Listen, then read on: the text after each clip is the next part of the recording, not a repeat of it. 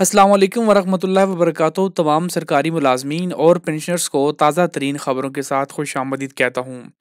आज सेनेट के अंदर 27वीं आइनी तरमीम का बिल जो है वो पेश कर दिया गया है और अपोजिशन ने बड़ा एहतजाज किया है। अब इस बिल के अंदर जो कि आइनी तरमीम का बिल था, इसके अंदर जो बिला वास्ता है वो सुप्रीम कोर्ट के इख्तियारात को महदूद करना और आर्मी के कुछ जो होते हैं उनको परमानेंट या उनके हवाले से था। लेकिन इसके अंदर कुछ ऐसी भी चीज़ें हैं जो कि सरकारी मुलाजमीन को बिला वास्ता या बराह रास्त जो है वो मुतासर करेंगी। वो कौन-सी ऐसी चीज़ें हैं जिसकी वजह से जो 27वीं आइनी तरमीम के बाद सरकारी मुलाज़मीन पर भी कड़ी पाबंदियाँ या सख्तियाँ लगाई जाएँगी? तो इस हवाले से ये खबर मुलाहिज़ा फरमाएँ। 27वीं तरमीम की एक और तजवीज सामने आ गई। सरकारी मुलाजमीन भी शिकंजे में आएंगे। अब सरकारी मुलाजमत भी ऐसे ही नहीं चलेगी। अगर बैरून मुल्क से ताल्लुक है तो नौकरी जाएगी। पाकिस्तान में रहना है तो फिर मुल्क के साथ मुकम्मल वफादारी करना होगी, वरना नौकरी जाएगी। 27वीं तरमीम के जरिए नया आर्टिकल लाने की तजवीज सामने आ गई। वफाकी हुकूमत ने 27वीं आईनी तरमीम की तैयारी शुरू कर दी। मौजूदा तरमीम में आईनी अदालतों का मामला भी शामिल है। एग्जीक्यूटिव की मजिस्ट्रियल पावर की डिस्ट्रिक्ट लेवल पर तरसील भी मौजूदा तरमीम में शामिल होगी। इसके साथ पूरे मुल्क में एक ही निसाब का होना भी 27वीं तरमीम की तैयारी में ज़ेरे गौर आने का इम्कान है। जराये का मजीद बताना है कि 27वीं आईनी तरमीम का बिल आइंदा हफ्ते मंजूर किया जाएगा। वफाकी हुकूमत की जानिब से 27वीं आईनी तरमीम के जरिए नया आर्टिकल लाने की तजवीज दी गई है। जराये के मुताबिक तरमीम के तहत सरकारी मुलाजमीन को दोहरी शहरियत या मुलाजमत में एक का इंतखाब करना होगा। मीडिया रिपोर्ट्स के मुताबिक जराये ने कहा कि हुकूमत का मौकफ है कि पब्लिक ऑफिस होल्डर दोहरी शहरियत नहीं रख सकता तो सिविल सर्वेंट क्यों रखे। जराये ने बताया कि आर्टिकल 63 के मुताबिक दोहरी शहरियत रखने वाला पार्लियामेंट का रुकन नहीं रह सकता। नई शिक के जरिए दोहरी शहरियत वाले सरकारी मुलाजमीन का घेरा तंग होगा। जराये के मुताबिक पीपल्स पार्टी की CEC के ज्यादातर अरकान तरमीम के हक में हैं, लेकिन इस पर कितना अमल होता है ये तो तरमीम के पास होने और सामने आने के बाद ही मालूम। तो जैसा कि आप लोगों ने देखा सुना, अगर आप एक दोहरी शहरियत रखते हैं तो फिर आप सरकारी मुलाजमत से हाथ धो बैठेंगे। आपको एक चीज़ ही रखनी पड़ेगी, या तो आप सरकारी मुलाजमत रख पाएंगे या फिर आप दोहरी शहरियत रख पाएंगे। ये एक बहुत बड़ा और अच्छा फ़ैसला है जो कि बहुत पहले हो जाना चाहिए था, लेकिन देर आए दुरुस्त था। ये एक अच्छा फ़ैसला है।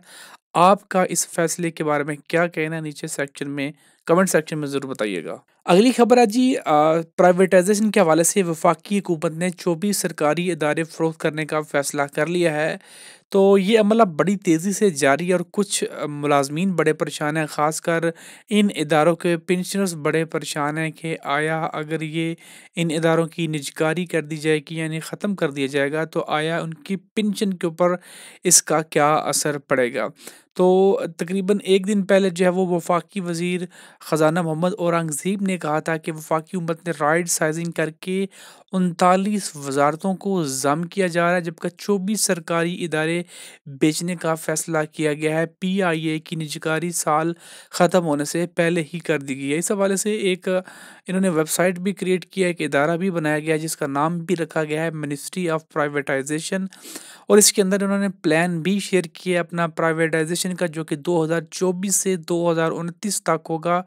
और इसके अंदर बिल तरतीब जो भी इदारे जो प्राइवेटाइज़ किए जाएंगे उनकी लिस्ट यहाँ पे मौजूद है, जिसके अंदर टॉप लिस्ट के अंदर पाकिस्तान इंटरनेशनल एयरलाइन है, जिसके हवाले से कहा जा रहा है कि इस साल के एंड तक जो है वो PIA को प्राइवेटाइज़ कर दिया जाएगा। उसके बाद रोज़ वैलेट होटल है जो कि रियल एस्टेट के अंदर आता है, वो PIA का ही हिस्सा था। इसको भी प्राइवेटाइज़ कर दिया जाएगा या बेच दिया जाएगा। उसके बाद फाइनेंशियल सेक्टर आ जाता है, इसके अंदर कुछ बैंक्स हैं, कुछ इंश्योरेंस कंपनीज़ हैं। उसके बाद रिटेल सेक्टर है, इंडस्ट्रियल सेक्टर है और पावर सेक्टर के अंदर तकरीबन तमाम ही कंपनीज़ हैं जिनको प्राइवेटाइज़ किया जा रहा है।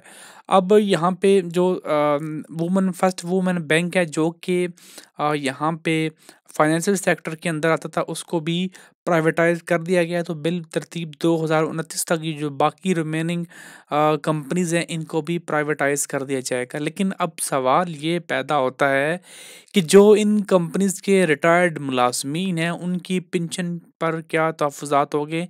क्या उनको पेंशन मिलेगी? तो अगर आप इनकी पॉलिसी देखें, प्राइवेटाइज़ेशन की पॉलिसी, यहाँ पे आप लोग प्राइवेटाइज़ेशन पॉलिसी के अंदर आ जाएँ, तो यहाँ पे वाज़ह लिखा हुआ है कि right of the worker bee safeguarded. तो यानी कि जो वर्कर है, उसका राइट्स हैं, वो मुकम्मली सेफगार्डेड है। मतलब जो मुलाज़मीन ऑलरेडी रिटायर्ड हैं, पेंशन ले रहे हैं, उनकी पेंशन पे कोई फ़र्क नहीं पड़ेगा। हाँ, जो तरमीम्स की जाती हैं, जो कि दूसरे पेंशनर्स के ऊपर भी की जाती हैं, पेंशन इस्तेलाहत लगाई जाती हैं, वो सारी चीज़ें तो होंगी, लेकिन सिरे से आपकी पेंशन को ख़त्म नहीं किया जा सकेगा।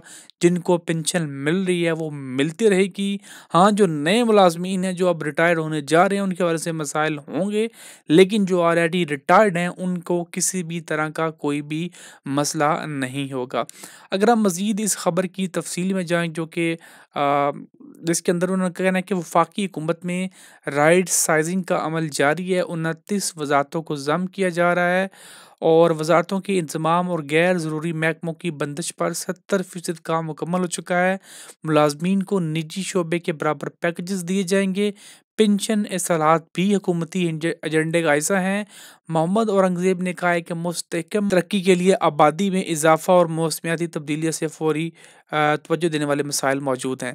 तो ये जी जल्द प्राइवेटाइज़ेशन हो जाएगी और यहाँ पे भी उन्होंने मेंशन किया है, उन्होंने कहा कि निजीकारी के एजेंडे को तेज़ी से आगे बढ़ाया जा रहा है। फर्स्ट वुमन बैंक की निजीकारी मुकम्मल हो चुकी है, वो मैंने आपको बता भी दिया है। खरीदार मल्टी मिलियन डॉलर सरमायाकारी कर रहे हैं। पीआई और 3 डिस्कोज़ की निजीकारी भी काम जारी है। पीआई की निजीकारी रवां साल के इख्तिताम से पहले मुकम्मल हो जाएगी। तो ये जो पेंशनर हज़रात हैं, उनको परेशान होने की बिल्कुल ज़रूरत नहीं होगी।